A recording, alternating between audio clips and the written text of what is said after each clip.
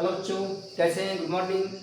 आज वीडियो के अगले क्रम में, सवाल के अगले क्रम में मैं आपको एक साधारण ब्याज और मिश्र धन का एक छोटा सा सवाल बताने चल रहा हूँ।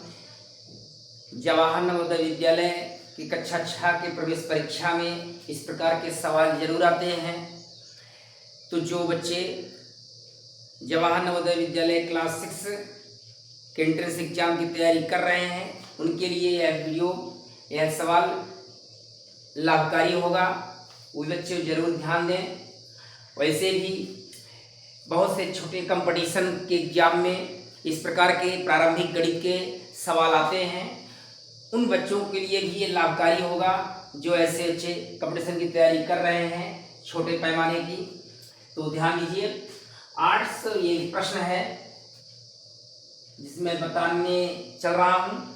800 रुपए का 10% वार्षिक ब्याज की दर से 9 माह का मिश्र धन क्या होगा? ध्यान दीजिए, यहां पर मिश्र धन पूछ रहा है और मिश्र धन हमें पता है कि मिश्र धन वह राशि है जो मूलधन और ब्याज जोड़ करके होता है। अर्थात मूलधन में ब्याज भी जोड़ा जाता है, दोनों मिला करके जो राशि जो धन बनता है वह मिश्र धन कहलाता है। तो इस सवाल में दो चीजें हैं, ध्यान दीजिए। समय महीने में दिया है, दर वार्षिक में दिया है। तो ऐसे सवाल जरूर ध्यान दीजिएगा, क्योंकि बच्चे कुछ गलतियां कर देते हैं, उस पर अमल करना है, आपको ध्यान देना है। और यहाँ सबसे पहले हम ब्याज ज्ञात करेंगे। जब तक हम यदि स्पष्ट सवाल में ब्याज दिया है तो मिश्र धन ज्ञात कर लीजिए, मूलधन और ब्याज को जोड़ करके। और यदि स्पष्ट ब्याज नहीं दिया हुआ है सवाल में तो सबसे पहले हम ब्याज ज्ञात करेंगे। तो ब्याज, जैसा कि पिछले वीडियो में भी हमने साधारण ब्याज का एक सवाल बताया था, तो सबसे पहले हम इसे हल करेंगे। सबसे पहले हम साधारण ब्याज ज्ञात करेंगे। यहीं पर साधारण ब्याज ज्ञात करना ही सबसे इंपॉर्टेंट है इस सवाल के लिए, क्योंकि जैसा कि मैंने बताया दर वार्षिक दिया है, लेकिन सिर्फ 9 महीने का ही आपको ब्याज निकालना है। इस चीज को ध्यान देना है।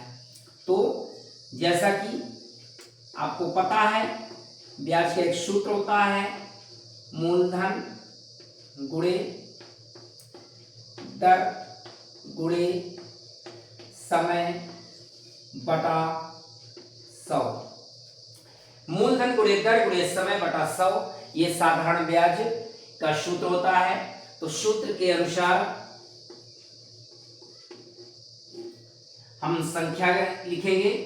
ब्याज बराबर मूलधन की जगह पर मूलधन लिखेंगे 800 रुपए, दर की जगह पर दर संख्या लिखेंगे 10 और समय की जगह पर समय लिखेंगे 9। लेकिन ध्यान दीजिए, जैसा कि मैंने बताया ये वार्षिक है और यहां 9 महीने का है। तो हमें पता है, आपको पता है कि एक वर्ष में 12 महीने होते हैं।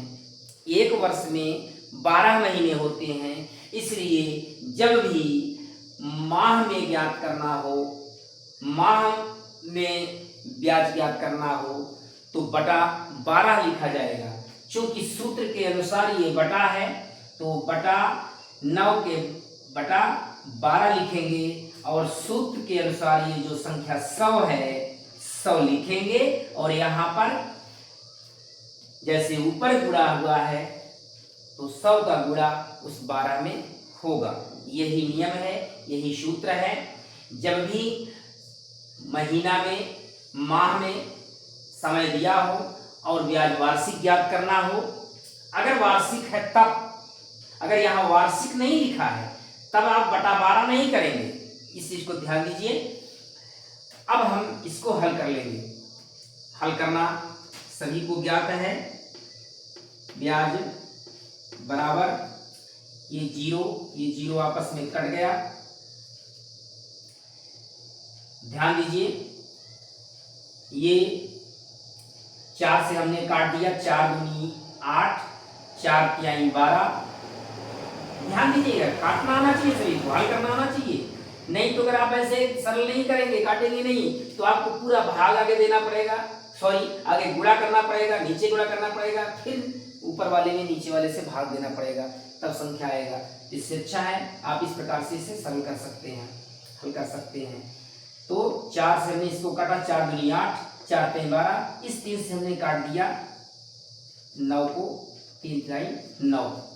नीचे अब कुछ नहीं बचा, 1 बचा है, 1 से किसी संख्या में भाग देने पर वही संख्या आता है, आपको पता है।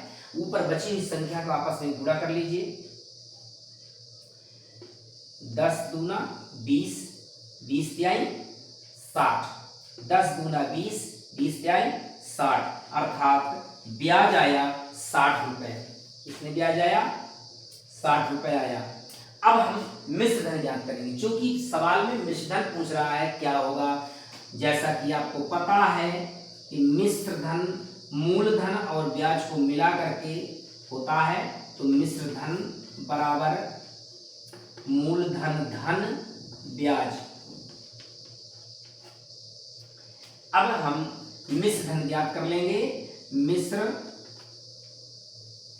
थोड़ा इसको हम जगह एडजस्ट करते हैं, जगह को थोड़ा एडजस्ट करेंगे। ब्याज बराबर 60 आया। अब हम मिश्र धन ज्ञात करेंगे, मिश्र धन का सूत्र रखेंगे, मिश्र धन बराबर मूलधन धन ब्याज। तो मिश्र धन बराबर मूलधन है 800 रुपए, ब्याज है 60 रुपए। इस प्रकार से 860 रुपए आपका मिश्र धन हुआ, यही आपका आंसर है। तो इस प्रकार से किसी भी सवाल में वार्षिक दर दिया हो और समय माह में हो, तो बटा उस माह में बटा 12 लिखेंगे और नीचे 100 से गुणा होगा। जो सूत्र में 100 दिया हुआ है उसमें गुणा होगा, नीचे जैसे ऊपर गुणा हुआ है मूलधन और दर और समय में आपस में। और इस प्रकार से हल करने के बाद मिश्र धन को मूलधन और ब्याज जोड़ करके हम प्राप्त कर पाते हैं मिश्र धन। इस प्रकार से ये 860 रुपये मिश्र धन हुआ। आशा करता हूँ बच्चों आपको ये सवाल समझ में आया होगा, और इस प्रकार से आप ऐसे ही से सवाल का अभ्यास करिए और नवोदय विद्यालय के एंट्रेंस एग्जाम में सफलता प्राप्त कीजिए। धन्यवाद।